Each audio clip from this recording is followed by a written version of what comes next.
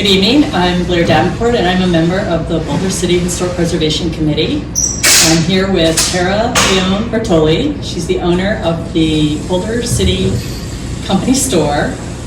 And we're here today to talk to her about her project in renovating and restoring this beautiful space in the historic downtown area of Boulder City, which is listed on the National Register. Thanks for joining us tonight to talk about your project.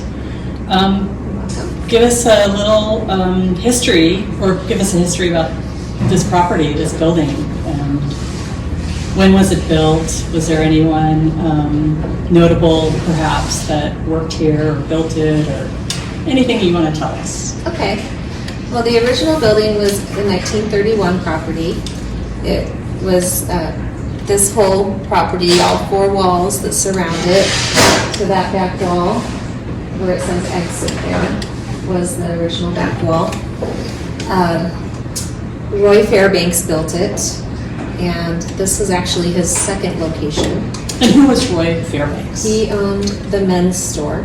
Okay. And this building remained the men's store, and it was a place where the men could come and buy all their Sunday's best, is what I call it. But they could also get jeans and shoes and anything like that. But this was a small business, a private-owned small business that competed with the company store at that time. Because the company store was a block down the street on Birch and Waterway. So this was actually competition for the company store back then. And then that family moved away and sold it to Bob Jorgensen. And the Jorgensen family continued to keep it a men's clothing store up way through. I went to school here in the 70s and 80s, and it was Jorgensen's the whole time.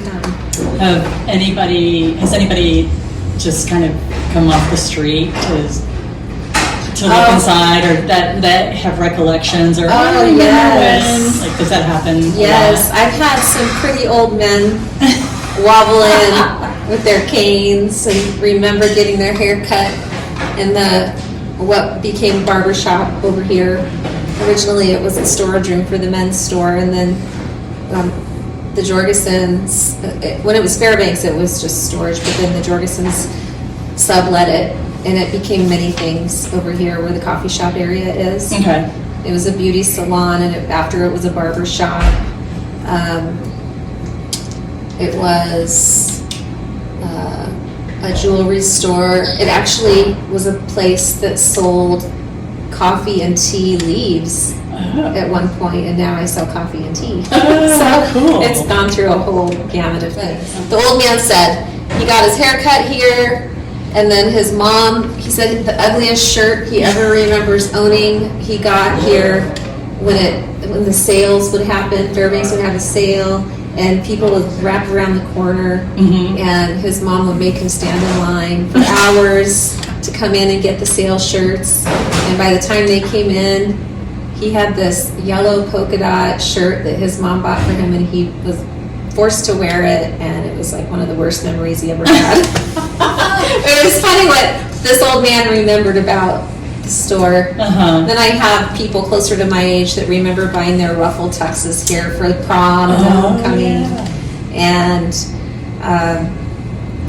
just many men just remember buying their nice clothing here. Okay. When we removed the layers of the flooring right there at the entrance, because now that is back to the original entrance, there was a 3x3 piece of tile, and the tile that was used for Jorgensen's men's store was made of asbestos, and we had to have asbestos removal.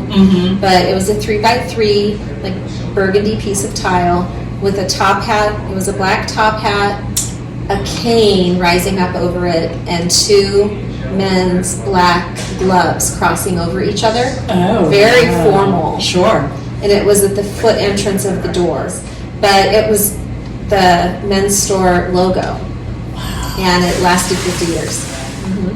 So you mentioned that did you purchase the property in 2018 and then start immediately working on, like, what brought you to buy this place, and what were your plans for not only for your business, but how you wanted to, I guess, pay homage or, restore it to its historic period? For this next phase of my life, I wanted to have a local business for my son to grow up here. Mm-hmm. And I wanted to be downtown, and I have an historic home, and I had already restored 2 other historic homes, and I'm kind of been in the groove already of it. And so I'm very interested in preservation and the history here, because I've grown up here since 1977. Okay. So moved here when I was 5. Okay. Right for kindergarten. So it's where I call home. Mm-hmm. And I think it's important that people my age and younger remember why we're here, and what the town was meant to be, and how interesting the town really is from a historical point of view, government-wise, what the government decided to do here. And anyway, it's really interesting and beautiful because of the architecture involved in making the town.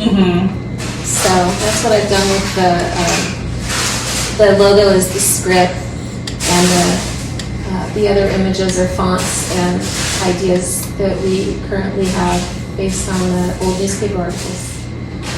I love the colors, like you said, are very local, deserty. But I love it's industrial, but it's not cold. It's very warm and inviting.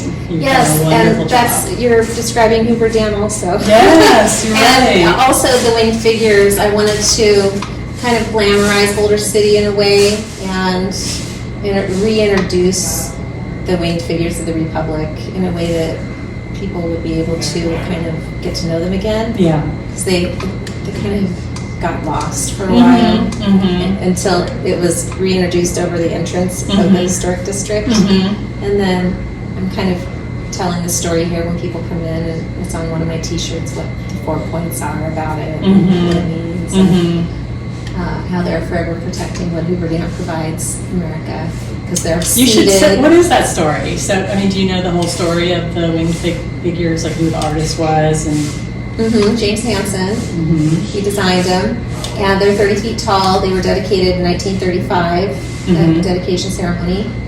They're made of bronze. The wings are pointed upward because we were coming out of the Depression at that time, and it's for the upward aspiration of America. So we were pointed upward there at that time. And the muscularity of the angel is to represent the men, because they were just superhuman. What they were doing at that time in those conditions were more than any man could endure, and it was incredible. And they did it under time and under budget, right? Right. And then the male head is to signify the architects and engineers that also contributed to the project. Okay.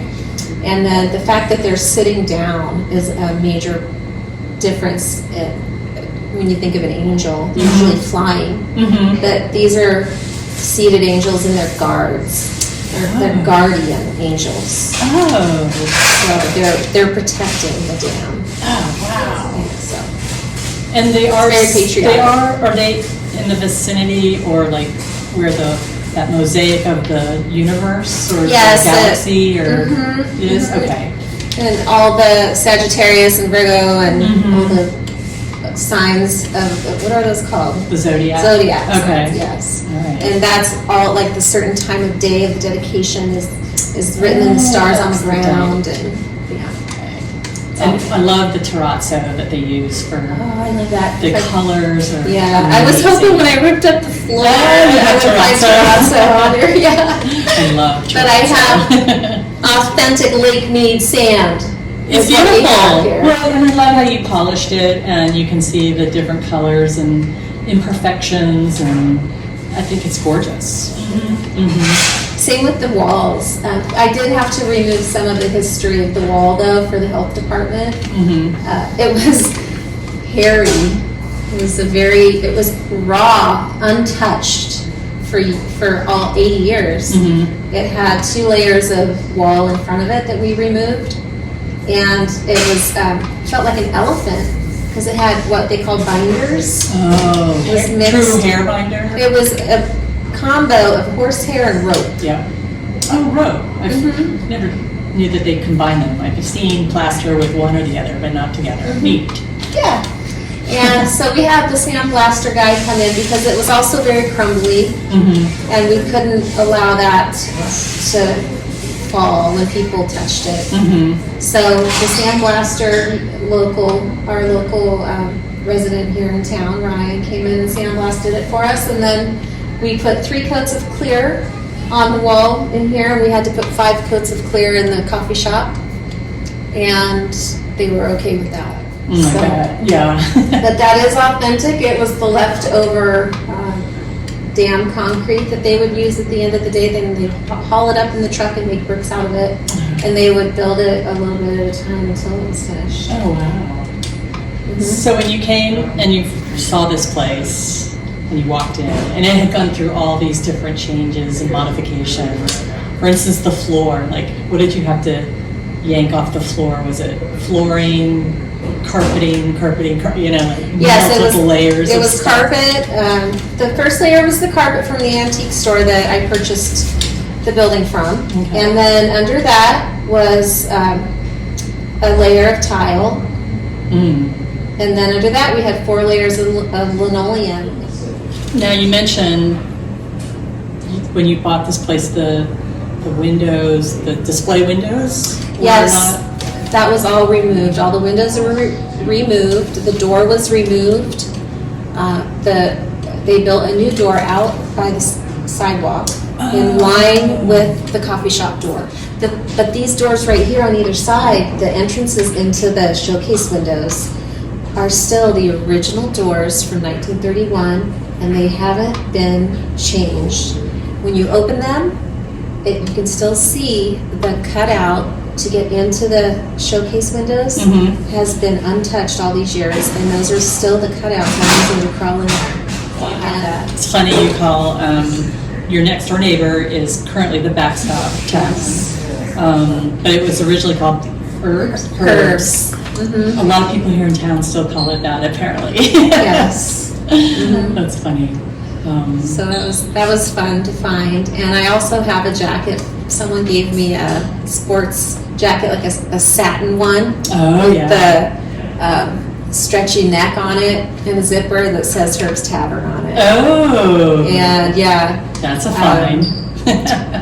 they want me to put it in the showcase window. And I was gonna do it when the Historic Preservation Day was gonna Oh. be here for the 60s day. Yeah, But then that got canceled. yeah. So I was gonna hang it in the window for Kurt, because I have windows. Yeah. You know, it would have been fun. Yeah. Yeah. So, see, you remove the ceiling so you can see the ceiling or the roof frame, which is gorgeous. Oh, You also have these isn't it beautiful? wonderful skylights. Yes, the skylights. I have 36 original windows that have the chicken wire sewn into them, for safety. safety, Yes. Did they ever open, or they were just strictly skylights? I don't know because I haven't tampered with them. I don't want to cause a leak. Yeah. Yeah. But the skylights were fun to find. I really enjoyed finding the chimney over there that was a remainder from the pot-bellied stove that used to heat this room up when it was the department store room for Roy Fairbanks. And getting back to why I did this was because all these years, the only way you could really have anything that said Boulder City on it is if you played a sport in high school, or went to art in the park, or attended some major event, you know. I just thought this idea with the bringing back the revival of the company store was a genuine revival idea for the town, and you know, generate some curiosity. And the old Hoover Dam families, people that have died and their families have been bringing me these things to put in my windows Oh, cool. that collectors have been drooling over, you know, and I'm just like, it's, no, you can't have that. And the Connie Ferraro collection, like those are going to her children, but she's happily letting me put them in my window right now. Okay. And I have people that are like, give them back to me, but for now you can have them, you know. Neat. So, like the generator room lamps are in my windows, and they look like pumpkins from Joe Paul. I've seen those. He Those gave are me amazing. 3. Those are Joe's.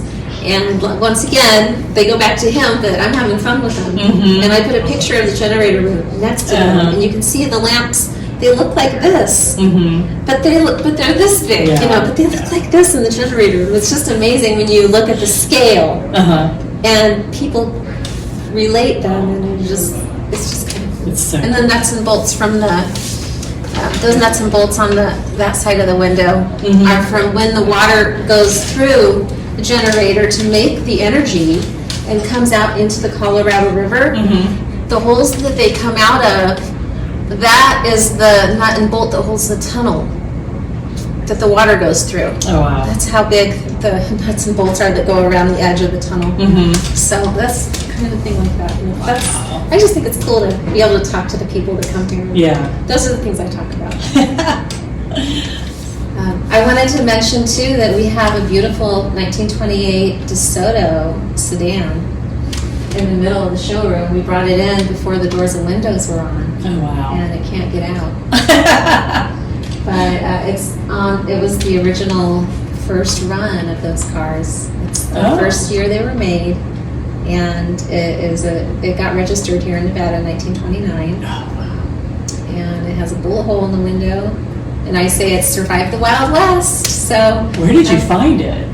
My dad and John Bletch, a former mayor's husband, Big John Towing here in Boulder, they found it together and brought it here in 1983. And it stayed in storage until my store opened. It was at Jim Breeden's yard, actually. And Jim Breeden helped us get new tires on it, and it kind of rolled itself in here and to its new place. Now it's in its glory. With the ghost. Yes, now the ghost lives in it, I think. But little kids like to turn the wheels, and old boys like to look at the engine. So the engine's still in it? The original engine. Oh my isn't gosh. it? I'm gonna get the horn working. I wonder what that would sound like. It'd be one of those bugle horns. Wah-ha, wah-ha. I can't do it. I'm not good at impressions, but. So, you know what we didn't talk about is what was the company store historically? Okay, the company store was the store that the U.S. government put up for all the needs of the town. All 5,000 workers and their families, they could actually have a credit, like if they weren't getting paid, if they ran out of money, they could have store credit, even, and they could cash their check at the company store. They could also cash it at other company locations, like the postal, like they could go to the post office, they could go to the mess hall, like any company location where they could exchange money, they could cash their check at. And they would get the scrip, where the U.S. Treasury actually made Boulder City money in a way to collect every dime that they gave to these workers. And a lot of the old guys that come in here from the East Coast say, "Oh yeah, just like the mining towns, just like the mining towns." I hear that a lot. Yeah. But if you're familiar with mining towns, then you would know.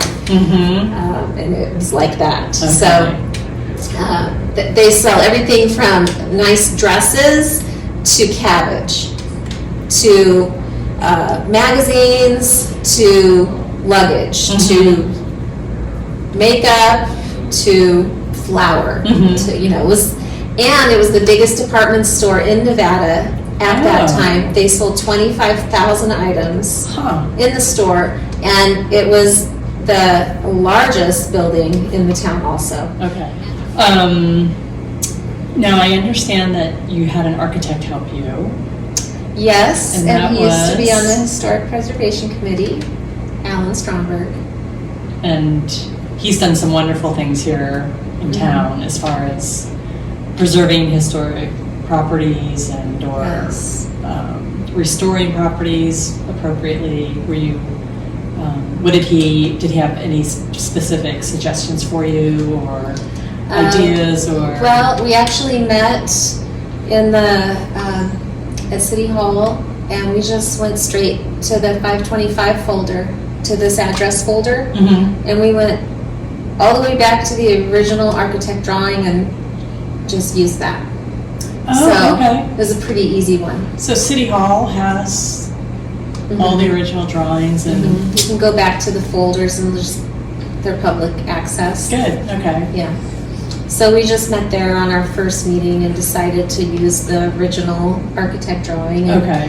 and we had to do new electrical, new plumbing, and ADA. Do you have any advice for folks who want to restore their homes or properties, other property here in Boulder City? Well, first of all, if you know the address, go look at the folder at City Hall. Okay. Go in City Hall, upstairs to the right. Okay. Go into the Community Development Office. Ask Itzel for the folder Okay. for the address, and go and learn the history of the home because it's all in the folder. Okay. Yeah, and it's available. Mm-hmm. And then once you know the history of your house, wait at least 6 months. Get to know your house. And then I think it's important to know it. I think houses are special. So I think they're a personal item. So. Did you have difficulty finding people to help you, or was that, how did you I did because I had a low budget. Okay. So I had to find people that I found someone at my church actually that ended up kind of taking the big cut, to help out a fellow church person. Okay. And just kind of for the love of his job and also I think it got his name out there a little bit because he did such an awesome project with me and it turned out so well. And so I open my store every day for the community. Yeah. Well, we appreciate it. But it's a labor of love, and I just want to make sure that everyone gets a hot cup of coffee, and I just want to make sure that the quiche is warm in the middle. Well, it sounds like you enjoy being here too. I do. But I made it so I feel like it is like a second home, and it feels homey. And people tell me that it has a warm feeling. It does. I don't really know how to describe it, but it's a cozy and good. That's how I want it. Yeah. You nailed it. Okay. That's good. We use original Boulder City chain. I asked the Hoover Dam workers' families to donate some items that I could use. And it's just all stuff like that. I really didn't spend that much money on decorating. It shows you that, good quality construction, design transcends time, right?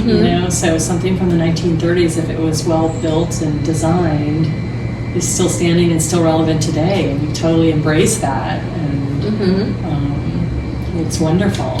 So you'll never go out of style. Yes. Thank you so much. You're welcome. For talking to us and sharing your story, and we completely wish you the best of luck. Thank you. We are going to keep on chugging right along. I even have a train whistle. Yes. To promote the train station. I can't wait for the new train station. I know. I saw a car, like at the intersection, near the intersection. I saw it as a new sign on it. Yes, very cool. Yeah, I think Boulder City is moving right along. Yeah. I think that it's a good time for Boulder City. Yeah. Good things are happening here. I'm proud to be right in the center of the downtown area. So, yes, we're not going to be making too many changes right here. We're going to just keep it steady and keep promoting Boulder City brand. Yeah. And just going with each season, yes. Boulder City and coffee. Yeah. And we have the Carl's Donuts and pastries. So I don't know, I might introduce some sandwiches, and down the road I might have an alley We might have the alley open up in the back. Cool. The patio that I have out front, Mm-hmm. I can also put one out back Oh. with easement. Oh, okay. Yeah, I'll get an easement for that. But those are things I have up my sleeve. Good. So. So much more to do. Yes. Still on your list. Uh-huh. Well, thank you again Yes. for talking with us. And I'm proud to be part of Historic Preservation Month. So. yes, it's a Always little weird and different this year thanks to COVID, but we're persevering and. Yeah, I wonder what next year will bring. We'll see, huh? I know. I think next year will bring a whole lot of people going nuts to do a whole bunch of stuff. Hopefully, if COVID goes away, we'll have a big festival. Well, always include me. This Of can course. be where the party starts. Yes. Yes. Yes, we do. Definitely want to continue that. Bye, everybody. Bye. Thanks for listening.